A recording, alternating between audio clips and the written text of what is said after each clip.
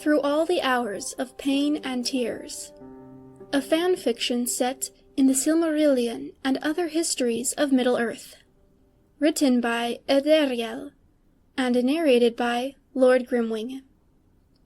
Summary. When Elros dies, Elrond can't bear the pain and begins to fade from grief. Can Eristor convince him there are things worth living for, even in the face of such loss, and call Elrond back before it's too late? This story is rated as teen audience and up because of central concepts and themes revolving around death, grief, and related heavy topics. Narrator's note: I beg the audience's forgiveness if I butcher some of the words. I'm new to the fandom and trying my best. Now, on with the show.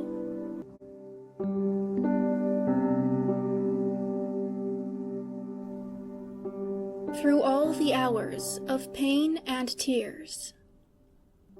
Chapter 1. Elrond laughed and launched into a tale of his own. It was a lovely afternoon in late summer, perfect for sitting outside and gossiping with friends. Which was exactly what he was doing, with Eristor and 3 others. All 5 of them were scribes in the service of High King Ereinion Gil-galad, and so their gossip concerned mostly recent events and members of Gil-galad's court, as well as what had been going on among the servants of the palace. This afternoon they were sitting outside, in a remote and somewhat overgrown corner of the castle's gardens. Eristor had brought 2 bottles of wine with him, and they'd already drinking the first empty, and were well into the second. Elrond was just describing some mishap that had caused a certain elf lord, that Elrond didn't particularly like, to make a complete fool of himself in front of the High King and his entire court the other day. His 4 friends had no higher opinion of the elf in question, and listened to Elrond's tale with gleeful smiles on their faces. He had almost reached the glorious conclusion of his tale, when he stopped mid-sentence. His smile was replaced by a look of agony and grief. The cup he was holding fell from his hands, its contents spilling on the grass. "Elrond, what's wrong?" Eristor asked. Elrond didn't reply. He stared somewhere into the distance, his face still twisted with agony. Tears glittered in his eyes. Eristor was about to go to him when suddenly he rose and ran away. Eristor and the other 3 glanced at each other. What just happened? Should we go after him? I'll go, said Eristor. Whatever it is, I think it'll take some time. So, don't wait for us to return. He followed Elrond across the grounds and into the castle. Finally, halfway through the servants' wing of the castle, he caught up with him. Elrond? Eristor called. Elrond slowed his steps a little and glanced over his shoulder. Leave me alone, Eristor. Please. Let me be. Not until you tell me what it is. I'm sorry, but I'm worried. I've never seen you like this before. Elrond sighed and stopped, blinking his eyes against the tears that were blurring his vision. Not out here in the hallway. We can go to my room. He turned again without another word.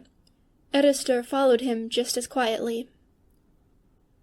They got at last to Elrond's door. Elrond's hands shook as he fit the key into the lock. After a few agonizingly long seconds of fumbling, the door opened. He stumbled in and collapsed into the nearest chair. Eristor came in and closed the door. He took the key from Elrond's unresisting hands and laid it down on the desk by the window. Eristor knelt down in front of Elrond and took his hands gently in his own. Tears were streaming down Elrond's face, and his whole body shook with the force of his sobs. "What is it, Elrond? What's wrong?" Eristor asked quietly. Elrond closed his eyes tightly. He drew a few deep breaths, forcing his breathing to slow down until he could talk. He's gone, he whispered. He's dead. He's dead. What do you mean? Who's dead? Eldros. For a moment, Erdariel could only stare at him in silence.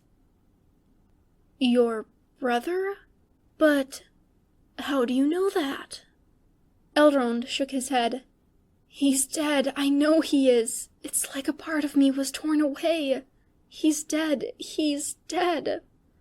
He broke down crying again. Erdariel said nothing. What was there to say in face of such deep, wounding loss? Any words he could think of had a cold, hollow ring to them. For Elrond, there wasn't even that little comfort it would have given to know that one day, if he crossed the sea, he could perhaps meet his brother in the Undying Land. No.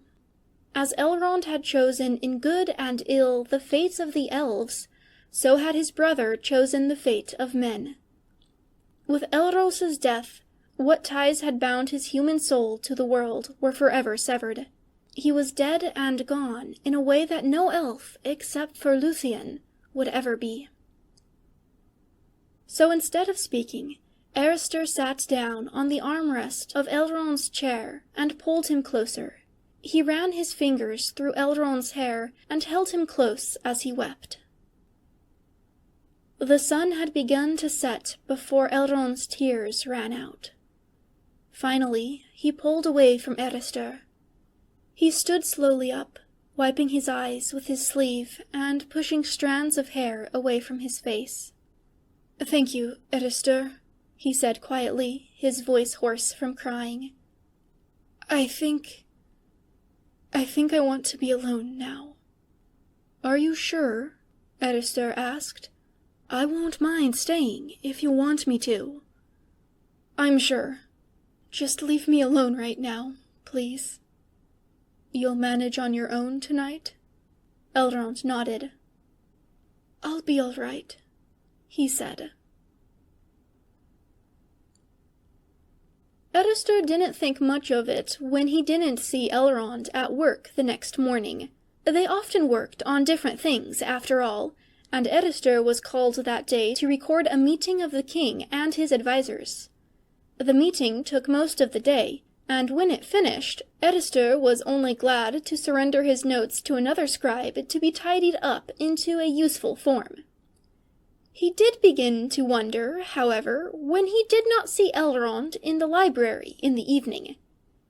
Usually, after work, Elrond came to the library, found something to read, poetry most of the time, but sometimes also historical records, and settled with it into his favorite chair in a quiet corner. Knowing Elrond, Erdariel had expected him to deal with the loss of his brother by losing himself even deeper into stories than usual, but he was nowhere to be found in the library. "Excuse me," Erdariel said to the head librarian, stopping her as she passed by, "but have you seen Elrond today?" "The Perithel scribe? No, he hasn't been here today. Come to think of it, I didn't see him yesterday either. Odd, isn't it? Usually he's here as often as his duties allow," she said. "Yes, this isn't like him," Erdariel agreed. "Anyway, if you're looking for him here, you're out of luck. Perhaps he's in his rooms," she suggested. "Perhaps. Thank you." With worry growing in his heart, Erdariel headed out of the library. The librarian had probably been right, though. If Elrond wasn't here, he was most likely in his rooms. He rarely sought the company of others, even Erdariel, and then only when he was in a good mood. Elrond's rooms were near the hallway's end. Along the same hallway were the rooms of all the scribes and librarians who worked at the castle, including Erdariel himself. Erdariel knocked on the door. He waited a moment, but no one came to open it. "Elrond, it's Erdariel here," he said. "Look, I understand if you don't want company right now, but I'm worried about you. I just want to see you, and then I'll leave if you want to be alone." He waited for a minute, maybe more, but got no response. That was not like Elrond at all. Although he did like to be alone, he never kept others waiting at the door, wondering if he'd let them in. Eristor considered his options. He could let it be, and go meet some other friends, and trust Elrond to look after himself, but his heart warned against it. He could find someone else, maybe a servant, to open the door for him, but that would mean involving people who weren't Elrond's friends. He wasn't sure he wanted to do that if what he feared was true. Not unless he absolutely had to. Or he could try to pick the lock. He knew the theory of it, although he'd never tried it in practice. The locks on the scribes' doors were mostly a formality, and for privacy, at least. Gil-galad had made sure that no one in his palace would have to steal out of necessity, and everyone knew he would not tolerate stealing out of greed or for petty personal grievances. The locks weren't designed to be the most secure in the world. They didn't need to be. It was early enough that most people probably wouldn't seek their own rooms just yet. In fact, dinner in the Great Hall had just begun. No one should come into the hallway for a while. Picking the lock would be a bad idea if someone caught him doing it, but it wasn't likely anyone would. Eristor pulled the small knife he used for sharpening quills from his belt and a long hairpin from his hair, and got to work. It took him 3 attempts and several minutes, but finally the lock gave way. He opened the door and stepped into the room. It was dark. The heavy curtains were drawn in front of the window. No voice called out to ask who entered. There wasn't even the sound of movement. It was dead silent. Maybe Elrond wasn't there, after all. Eristor went to the window and opened the curtains to let in the light. The key to the room gleamed on the desk, exactly where he'd left it the previous day. If the key was there, Elrond couldn't be anywhere else. Elrond's rooms were in their design the exact same as all the other scribes' rooms. There were 2 rooms, one of which had a door opening to the hall. The other room could only be accessed through the first one. Elrond, like most others, had made the first room into a combined private office and living room. In addition to the desk by the window, there was a small bookshelf, 2 comfortable armchairs, and a small round table near the chairs. Under the table was a chest that held the boards and pieces to a few different games, and some other such things and trinkets. The second room was Elrond's bedroom. Eristor knocked on the door. No response. It wasn't exactly polite to go uninvited into someone's bedroom, but Elrond had to be there, and Eristor felt worry that would not go away until he knew for certain that Elrond was all right. He pressed the door handle, hesitating for a moment, and then stepped in. The curtains were closed in this room too, but from the doorway came enough light that Eristor could easily see Elrond on the bed. He was still dressed in the same robes he'd worn when Eristor had last seen him. He lay curled up on his side, his midnight black hair loose and spreading across the pillow. His eyes were closed, and he seemed to be lost in deep sleep. Yet there was something frightening about how still and unmoving he was. Eristor went to pull the curtains open. As more light streamed into the room, he saw that Elrond was very pale, so pale as to be nearly white. There seemed to be an odd, almost translucent quality to his skin as well. His lips were almost blue. Fear seized Eristor's heart. He had never truly seen anything like this before, but he recognized the signs well enough.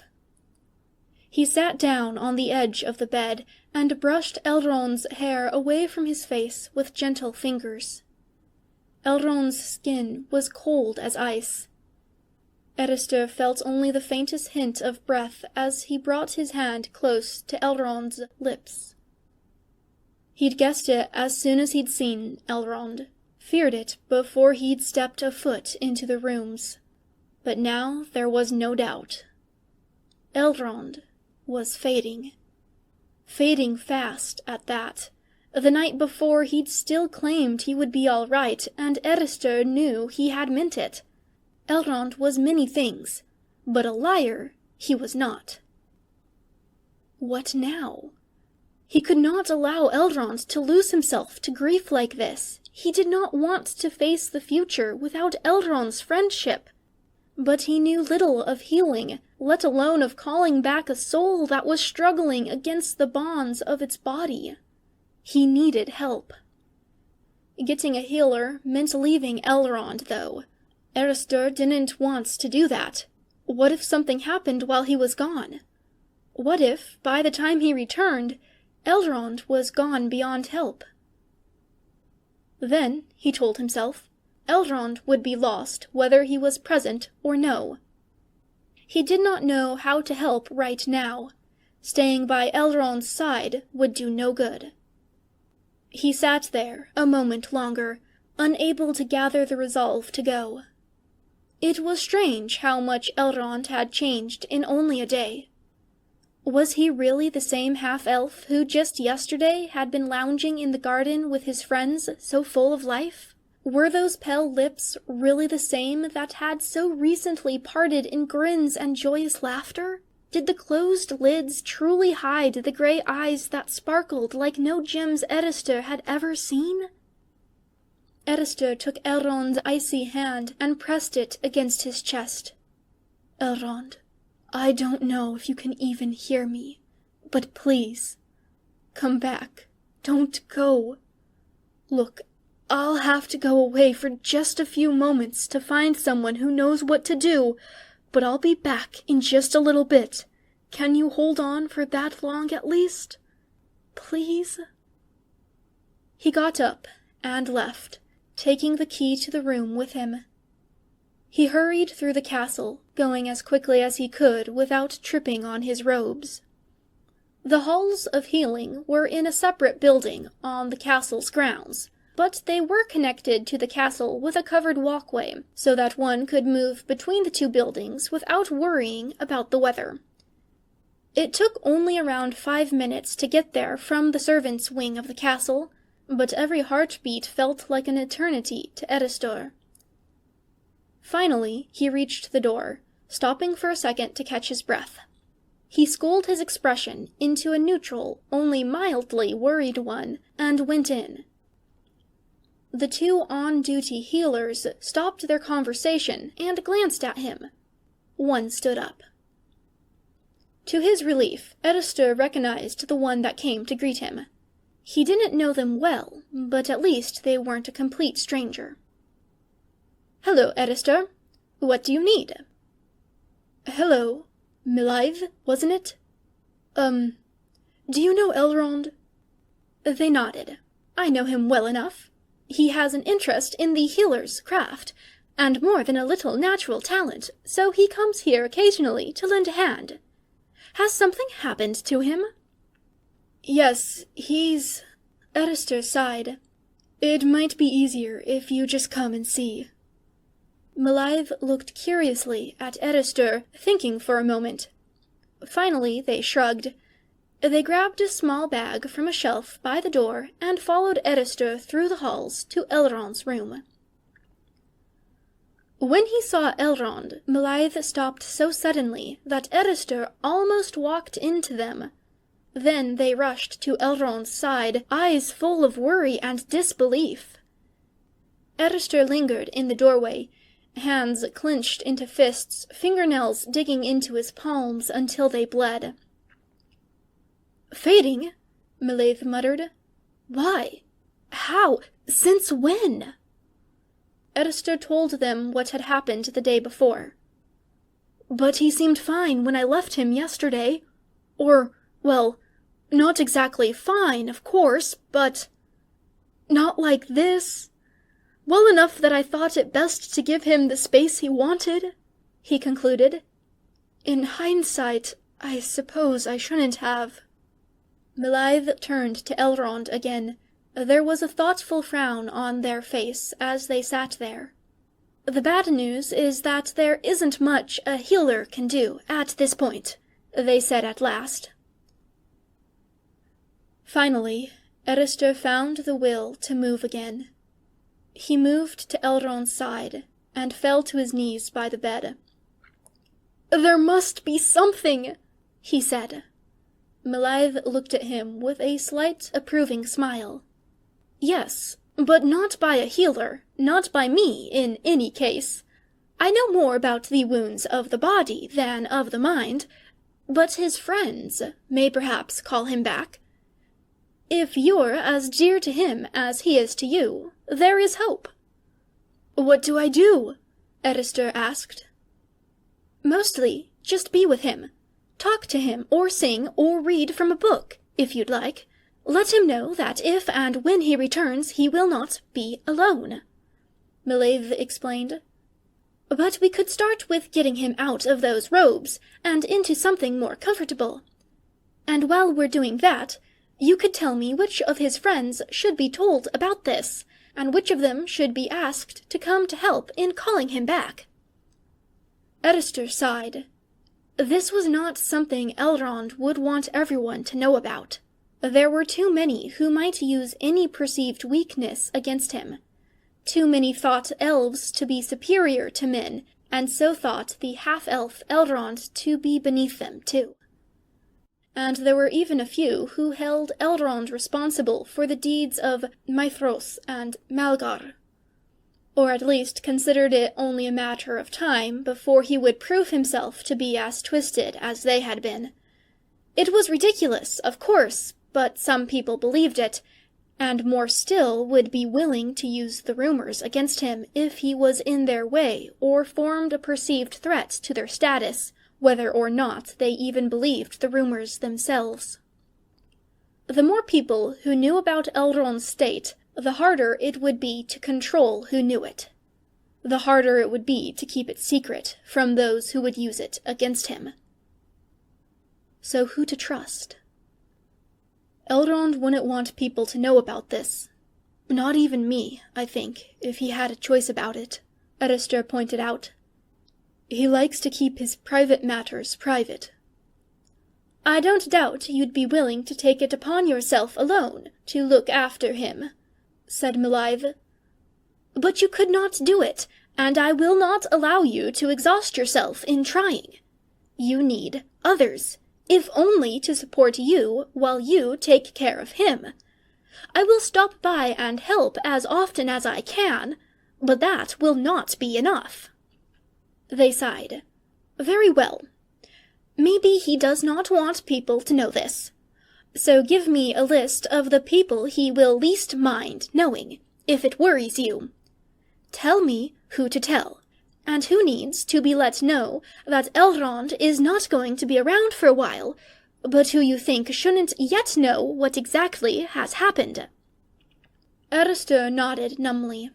He was frightened, overwhelmed, and nearly clueless as to what to do. Melaithe seemed to know what they were talking about. It was probably better to do as they said. So as the two of them changed Elrond out of his day clothes and settled him comfortably into the bed, Erister named all the people he thought could be told. It wasn't a long list. Only 4 people, all of them scribes. "That's everyone I can think of," he said. "The head of the scribes, of course, should be told that Elrond's not able to work for the time being, but I don't think she needs to know any details. And if you could let her know that I'm probably not going to be available either. Or, no, I can work. Tell her to have a servant leave the work at my room, and I'll get them done." "I'll see to it," Melaithe promised. "I'll let the servants know to bring him food here as well." "Thank you," Erister said. Melaithe stood up, as if to leave, but then turned around and laid a hand on his shoulder. "Listen. However things turn out, I know that the next few weeks will be heavy for you. I cannot ask you to not lose hope if things seem bad. Few people have such complete control over their hearts. I will not ask you to remain by his side at all times. Whether you do or not is your choice. The only thing I will ask you is this. Do not, even for a moment, blame yourself for anything. You said he asked to be left alone last night, and it was right to do as he wished. It's likely enough that even a healer of minds could not have foreseen this at the time. None of this was your fault, and I would have you keep that in mind." Melaithe left. The sun sank into the sky, painting the room golden with its rays before it disappeared behind the western horizon. Erdariel sat in a chair by the bed, holding one of Elrond's icy hands in both of his. He spoke softly, talking sometimes about serious matters, sometimes telling idle gossip he hadn't gotten to the previous day. When he ran out of things to say, he sang, starting with a half-forgotten lullaby his mother had sung to him when he had been a little child.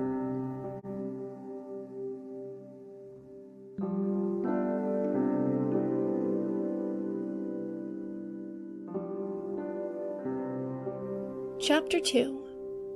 Summary. An unexpected visitor turns up at Elrond's door, and Erdariel finds out Elrond has more friends in the palace than he knew of.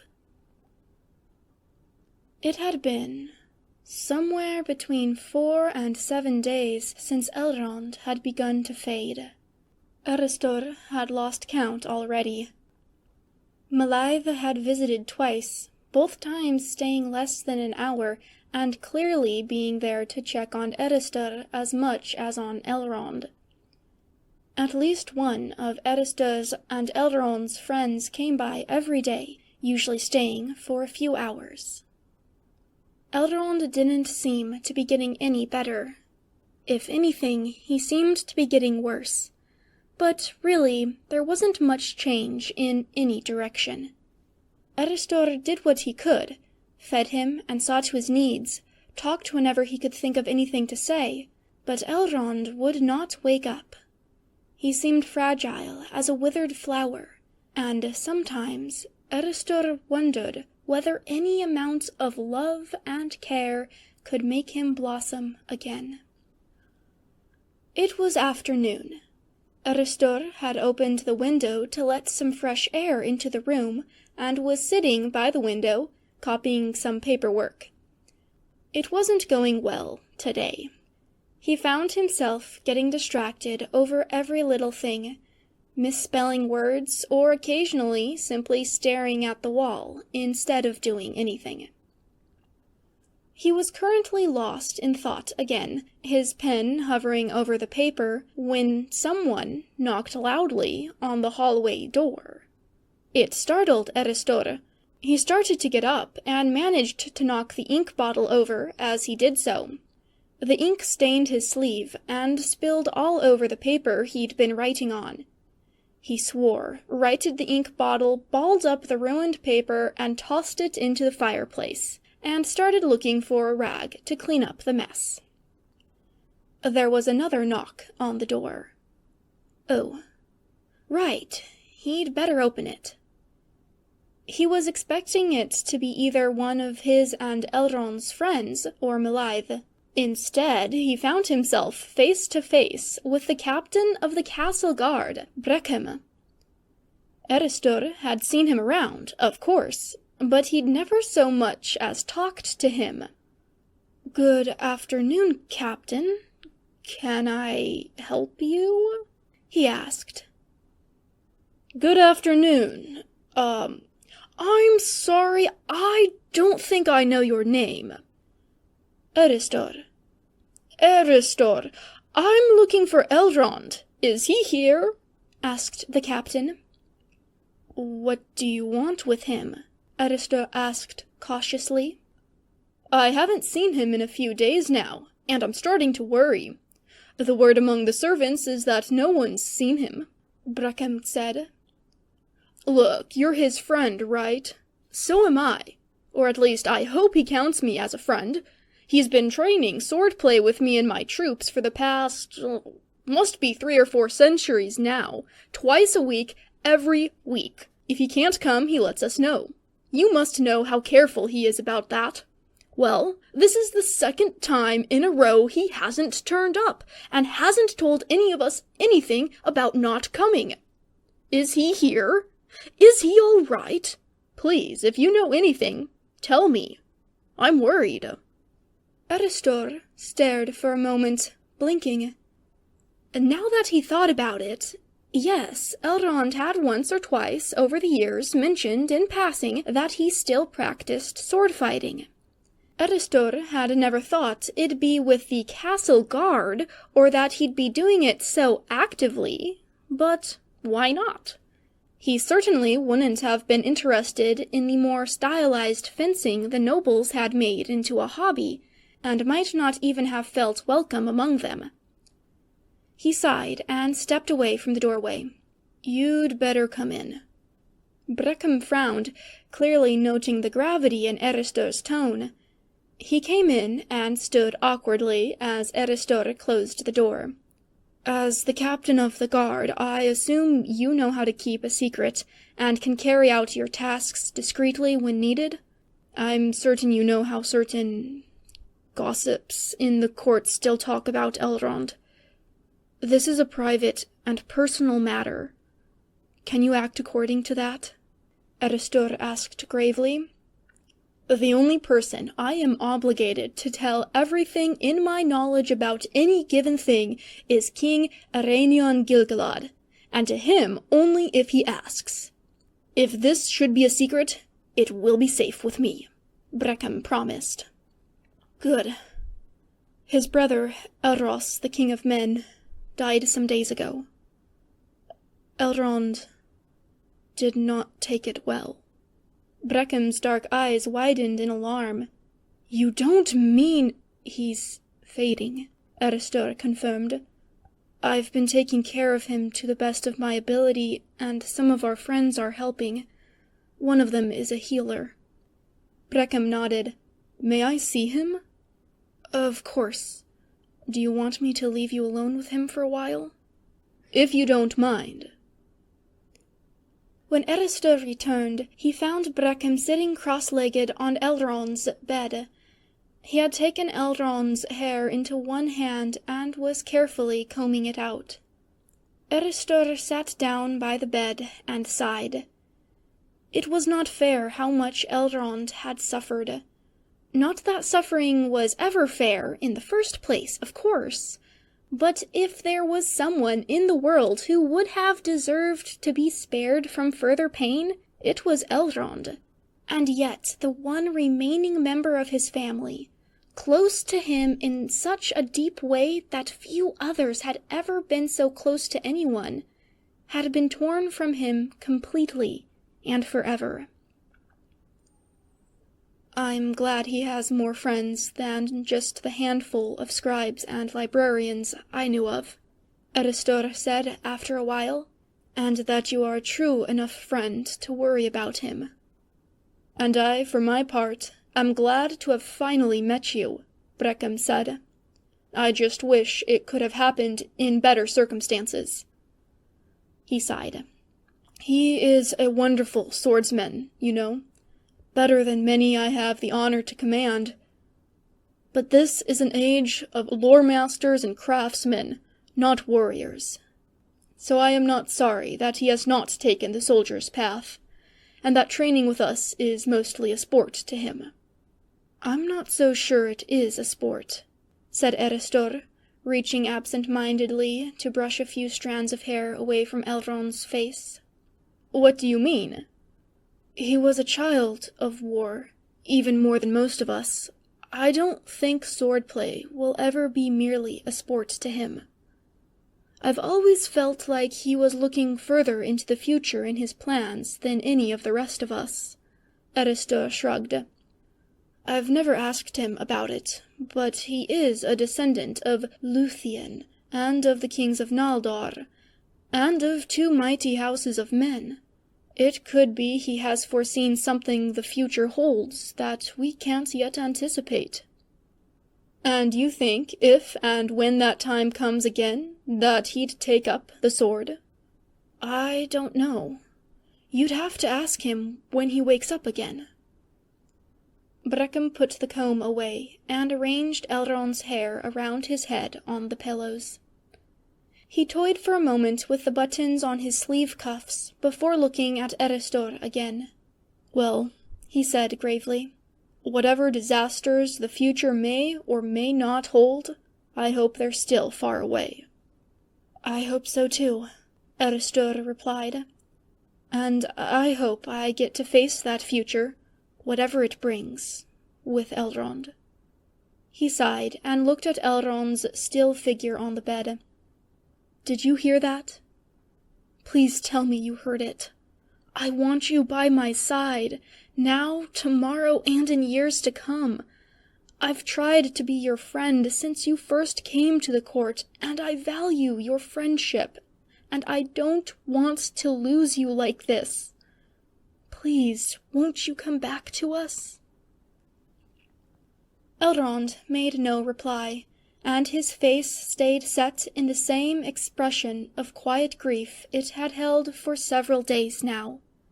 Erdariel took one of his icy hands and held it, hoping to ward off some of that horrible coldness with his own warmth. After a while, Breckum shifted and stood up. I suppose I should be getting back to my duties, he said hesitantly. Go. I'll let you know if anything changes, Erdariel promised. If you wish, you can visit him when you find the time. I'll probably be here. And if I'm not, someone else will be. Oh, and if you feel that any of your troops that Elrond has been training with should be told what's happened, I trust your judgment on the matter. But remember that this is not knowledge that I think should be spread around beyond those who need to know it. Breckum nodded and left. Erdariel knew he should have gotten back to his paperwork, but he couldn't find the will to let go of Elrond and get up. So instead, he stayed where he was, holding Elrond's hand, until a servant came to bring them dinner. In the following days, Breckum turned up like clockwork before midday and again late at night, just before his watch began and after he'd been relieved. Sometimes he helped Erdariel in some of the practical chores that looking after Elrond included, but most times they ended up playing board games, usually strategy games. But whatever the exact game, they always made sure to choose one that had room for more than 2 players, and they always asked Elrond to join them before they began. Not that it seemed to make any difference. Elrond never stirred, his skin remained icy cold and the same sickly pale tone. He didn't seem to be getting rapidly worse either, but for all that Erdariel did his best to keep him fed, he still seemed to be losing weight. Erdariel knew this couldn't continue on forever. Eventually, if Elrond's spirit wouldn't return soon, there wouldn't be anything to return to. Erdariel didn't know how long Elrond had, but it wasn't forever. He was trying to keep that thought away by reading aloud from a book. It was a collection of folk stories told among Beor's folk in the First Age, allegedly originally collected and translated by Finrod Felagund himself, Eristor had some doubts about whether that was the case, and he knew Elrond would have loved discussing and researching that. But one way or another, they were nice stories, despite the overlaying sense of urgency and rapid change that were so typical in the short-lived men. Afternoon was shifting into evening when Eristor finished the book. He shut it and put it down on the bedside table, which was starting to get cluttered with things he'd put down and hadn't bothered to return to their proper places. He'd have to tidy up here soon, but it could wait for a few more days. There was the rattle of a key turning in the lock of the hallway door. Eristor shot to his feet. He hadn't given the keys to anyone, hadn't even been expecting anyone to visit just yet today. Fine, he didn't have a reason to think there should be any danger or trouble, but this was unusual and unexpected, and he really didn't want to deal with surprises right now. He stood up and slipped out of the bedroom into the office, pulling the door closed behind him. He did so just in time to see the hallway door open. 2 elves stepped in. Eristor couldn't help staring when he recognized them. The first was Erdariel Gil-galad, the High King of Noldor in Middle-earth, the one Eristor had sworn to serve. He was dressed simply in a plain gray-blue robe decorated only with some silver embroidery at the sleeve cuffs and near the collar. He wore only a golden circlet rather than the heavier crown on his head, and his hair was arranged to hide most of the circlet, too. But whatever his clothes, he was still the king. Behind his shoulder, looking somewhat sheepish, stood Breckham. "Forgive the intrusion," Gil-galad said.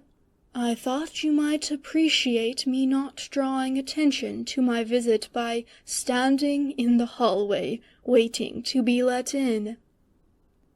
"What can I do for you, my lord?" Eristor managed to ask. "Skip the formalities for one. Had I required your presence in an official capacity, I would have sent for you." Gil-galad sighed and glanced around the room. "I have often found it useful to appear somewhat more oblivious about the events in my court than I truly am. I notice more than some think. When 2 quite clever and promising scribes I've been keeping my eye on for a while disappear suddenly, I certainly notice it. And when the captain of my guards begins to act as if he's hiding something from me, I notice it." "You already know what's happened?" Gil-galad nodded solemnly. "I have been told that Elrond's brother is dead, and that he is fading from grief." "So what brings you here, then?" "I was hoping you'd let me see him." Eristor hesitated. He wanted to ask why, but then maybe it would be easiest to simply allow Gil-galad to have his way. It wouldn't do any good, but there was no reason to think it would make things any worse than they were, either. Maybe it would be the easiest way to get this royal visit over with quickly. "Very well," he said, "if that's what you want." He let Gil-galad into the bedroom and stepped in behind him, watching him carefully even though he knew that the king had good intentions. Gil-galad sat quietly down in the chair next to the bed. His face was unreadable, but his movements were tense, as if he was fighting to remain in control of himself. Eristor sat on the edge of the bed on Elrond's other side. He took one of Elrond's hands in his own and rubbed the back of his hand with a thumb. For a while, both he and Gil-galad were silent. "I had always thought, or hoped, at least, that this would never have to happen to anyone living in my realm," Gilgalad said at last, "let alone to him. I do consider him my kin, and had he not always seemed so keen to be judged and given a place based on his own merit and achievement alone, I would have given him a far higher position from the beginning." He sighed. "Even as it is, a scribe's role has been far too low for him for a long time. I have been going through the options for a while now to find a higher position more suited for his talents that he would take if I offered it to him. Now it seems I'll never have the chance to offer him any of them at all." "Maybe you will.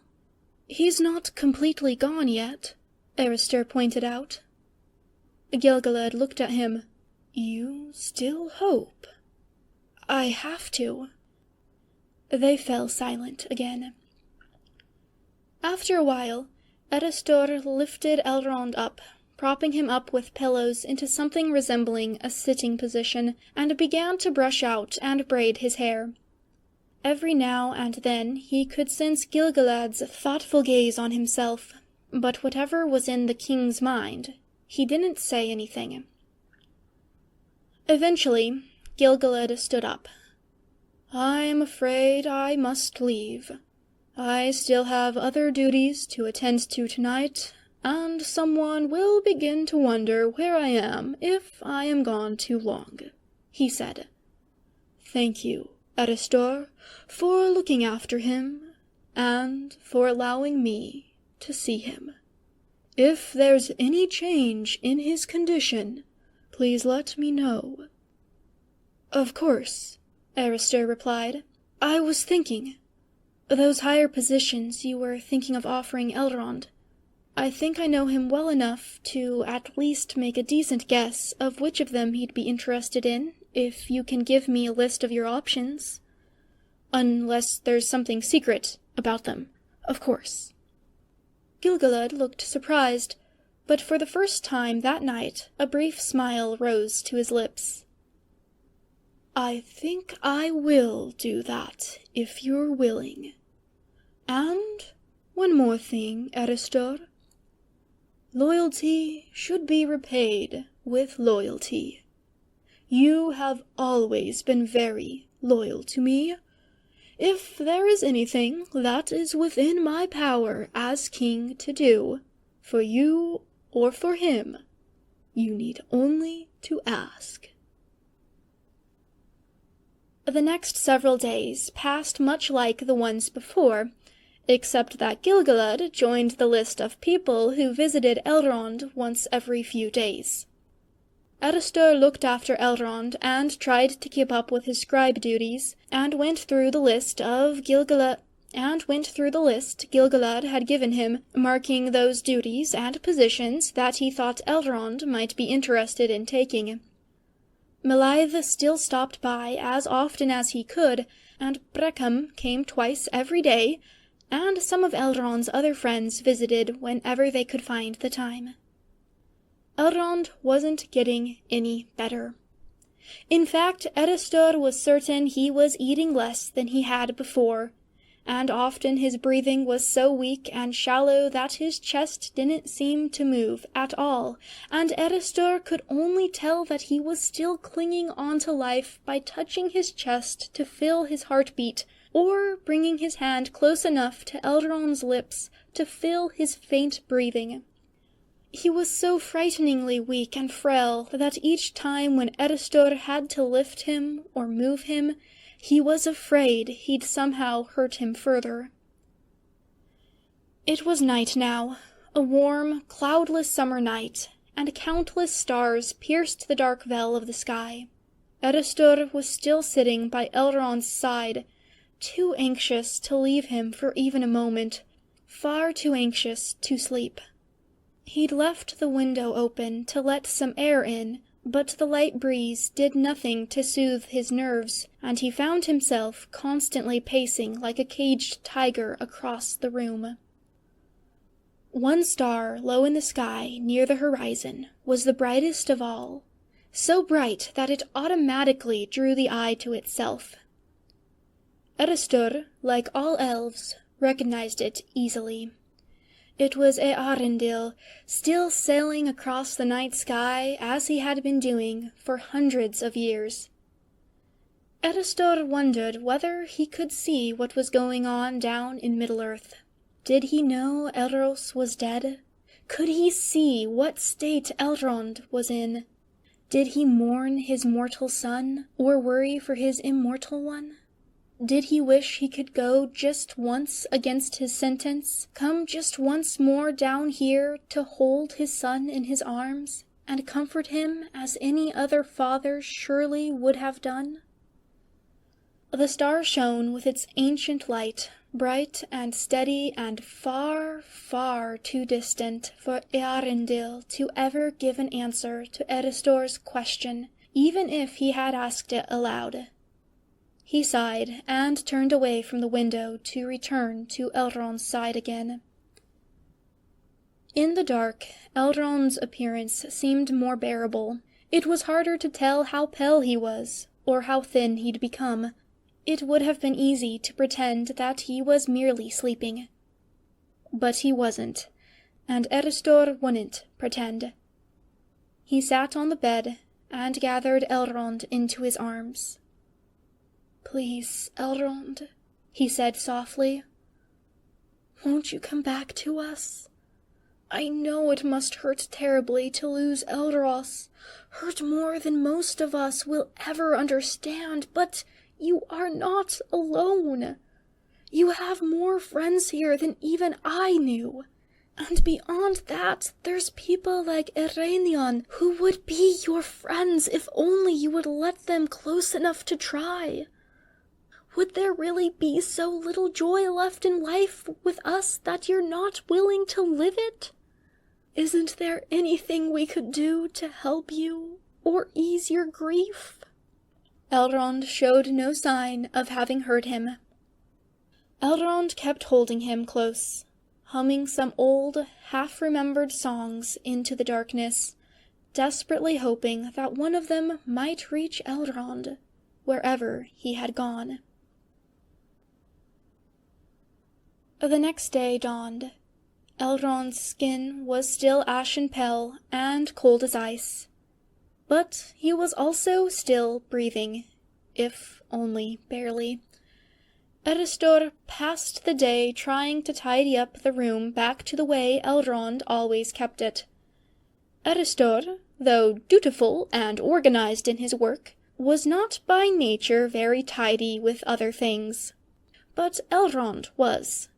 It seemed right to make the effort to try and keep things the way that he preferred. Breckum visited in the evening, as usual.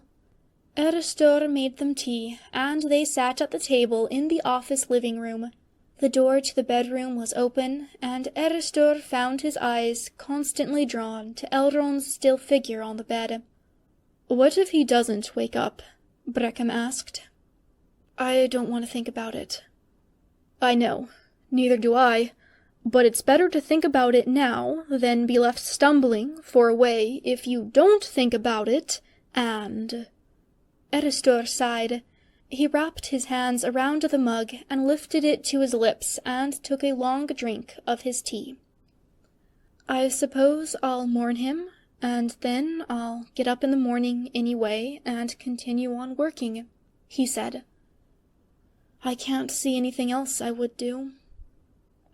"There'd be room on the ships that leave Círdan's havens, if the loss was too hard to bear," Breckum pointed out. "No, I don't think I'd go. Middle-earth is the only land I have ever known, and I have other dear friends here that I wouldn't like to live without, even if Elrond was gone. I won't leave for somewhere unknown to me in the face of grief. Maybe someday, but not yet, and not for some time."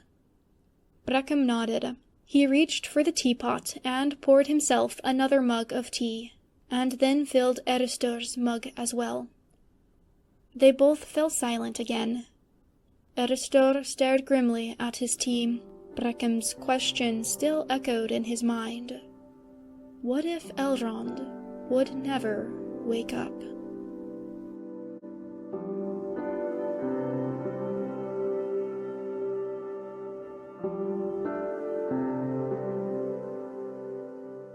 Chapter 3. Summary. Elrond wakes up. Eristor was beginning to realize that he had given up hope days ago. He still looked after Elrond as best he could, still spoke and sang and read aloud to him with the same love he had before, but it was starting to become desperate and a little mechanical. He was doing it less and less because he had faith that it was going to do any good, and more simply because, as long as there was even the faintest shadow of life in Elrond, as long as he still breathed, he could not, would not, do anything else. It had been raining for nearly 2 days straight now, and the steady patter of the rain against the window and the crackle of the fire in the fireplace all made the silence in the room seem deeper. Eristor had run out of things to say a while ago, and of things to read, too, and there were no songs he knew that he could bear to sing right now. He simply sat on the bed and carded his fingers through Elrond's hair. The first sound, a wordless, keening whimper, was so quiet that Elrond almost didn't hear it. Cold fingers shifted and curled just slightly around the blanket underneath them. If they hadn't happened nearly at the same moment, Eristor probably would have missed them or thought he was imagining things. But together, they were enough to be noticed. Together, they were enough that he knew they were real. His hand slipped out of Elrond's hair to cup his cheek instead. Now he saw Elrond's face twitching. His eyelids fluttered just slightly, though he didn't open his eyes yet. Hope and desperation, joy and anguish warred in Eristor's heart. Was Elrond waking up? Or was this simply what happened as the last bonds of the soul to the body finally snapped? "Elrond?" he whispered urgently, reaching to shake Elrond's shoulder. "Elrond, can you hear me? Are you awake?" Another inarticulate whine escaped Elrond's lips. It was louder now, broken by a few hitching breaths, and carried so much pain that it broke Eristor's heart to hear it. Elrond's eyes fluttered again, and then squeezed shut as the tears began to flow. Without a word, Eristor took Elrond in his arms and held him against his chest.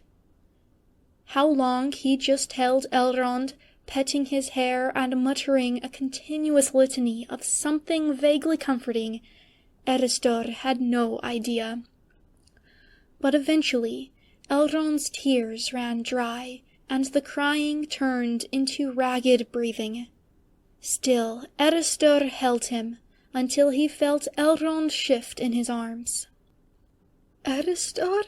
Elrond's voice was hoarse from crying, and very weak, only just loud enough to be audible.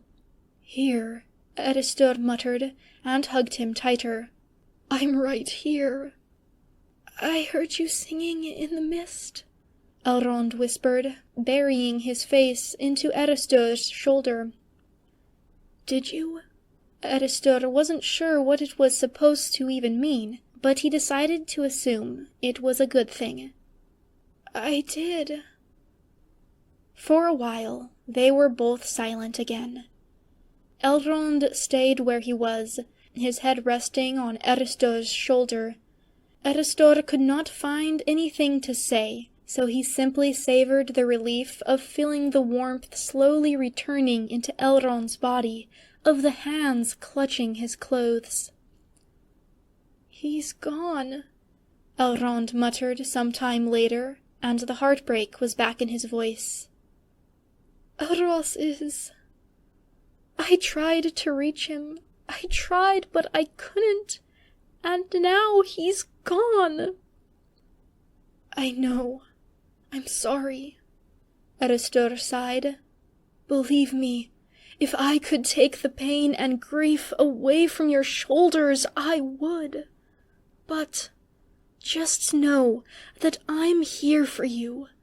I can't make it stop hurting, but whatever I can do to help you bear the pain, I will, and so will many others. I'm glad you're back with us, Elrond." Elrond blinked, and seemed for the first time to properly realize what had happened to him. He frowned. "How long was I?" Eristor shrugged. "I've lost track. You'll have to ask someone else. More than 3 weeks, I think, but less than 6. "Oh." Eristor pulled slightly away from Elrond, but didn't let go of him completely just yet. Color was slowly returning to Elrond's skin, but he still looked very tired and frighteningly thin. His eyes were red from crying. "Is there anything you want? Food? Something to drink? Anything else?" Eristor asked. "I don't know," said Elrond. "Just don't go anywhere out of my sight. I don't want to be alone right now." "All right. I can make us tea without going anywhere, if you want some." Elrond's lips twitched into something that was almost a smile. "Tea would be nice." So Eristor busied himself with making a pot of tea while Elrond got out of bed. Eristor watched him carefully out of the corner of his eye. It pained him to see how weak Elrond was, how much of a struggle everything seemed to be for him. But he didn't want to appear too overbearing, so he left Elrond alone and trusted that if Elrond needed help, he'd ask. Elrond did manage to get out of bed, find a dressing gown from his closet, and put it on over his night clothes before his strength ran out. Eristor helped him into one of the armchairs in the living room and pressed a steaming mug of tea into his hands. Elrond stared at it for a while, as if he didn't quite remember what he was supposed to do with it, before carefully raising it to his lips. Eristor fussed about for a while longer, opening the windows to let fresh air in and trying to make the desk look a little less messy than it was. "Eristor," Elrond said a while later, "I was thinking. You said earlier something about other people?" "Yes." "Who else? Who else knows?" "Let me see. Faelimidir, and Sadorgil, and Glothfar, and a few of the others, of course. And Malaith, and Breckham. He's been here to see you a lot. He'll probably stop by sometime tonight. And then there's a lot more people who are, of course, terribly worried about you, but who don't know what's happened. It's not like people wouldn't notice and worry when you just suddenly disappear overnight," Eristor said gently. And Aranian. He knows, and he's visited you a few times." "Aranian?" Elrond gave him a confused look. "As in Aranian Gilgalad, the High King of Noldor in Middle-earth?" Eristor shifted awkwardly. "Well, yes, as in King Aranian Gilgalad. Look, it's not like I could have just lied to his face or told him to go away when he asked after you. I think I want you to explain that to me in more detail later, Elrond said slowly. Not right now, but later. Right now, I'm still tired and confused and lost and just hurting too much. Do you want to talk? Or do you want me to just be here? Elrond shrugged. I don't know. I don't want it to be too quiet, but I don't know what to talk about. Would you like to tell me something about Elros? Eristor asked. I never met him, but I've always wondered what he was like. He was the brave one? Elrond smiled faintly at the memory. He always liked to come up with new games and new adventures for us. He was the one who would argue and talk back and not agree to do things he didn't like. I followed his lead. Until the one choice where I couldn't. He stood slowly up and went over to the desk. I have a portrait of him somewhere here, from a little before he left for Numenor. Would you like to see?